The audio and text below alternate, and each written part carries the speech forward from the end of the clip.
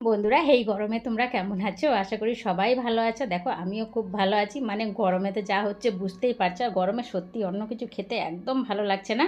তো ভাবলাম অনেক কিছুরই তো ভর্তা খেয়েছি, চলো আজ একটু ঝিঙে পুড়িয়ে ঝিঙের ভর্তা করি। তো দেখো এখানে ঝিঙে ছিল, গাছে কচি কচি ধরেছিল, সেগুলো ভেঙে নিয়ে চলে এসেছি। বড় হয়নি, এখন ছোটোই রয়েছে সাইজে।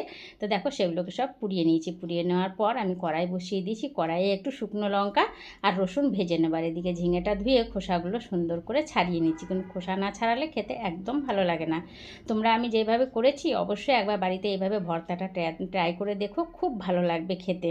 সত্যি অসাধারণ হয় খেতে। গরম ভাতের সাথে কাঁচা লঙ্কা আর একটু কাঁচা সর্ষের তেল দিয়ে যদি মেখে খাওয়া যায় না, একদম মুখ ছেড়ে যাবে। বাঙাল বাড়ির এগুলো রেসিপি, বুঝেছ? তো তোমরা এভাবে অবশ্যই ট্রাই করো। দেখো পরে থেকে একটু লবণ, মিষ্টি, কাঁচা তেল দিয়ে একটু টেস্ট করে নিলাম। আমার তো জিভে জল চলে এসেছিলো, আমি থাকতে পারিনি। তো ভিডিওটা ভালো লাগলে লাইক করে দিও। এই ধরনের ছোটো ছোটো ভিডিও দেখার জন্য সাবস্ক্রাইব করো।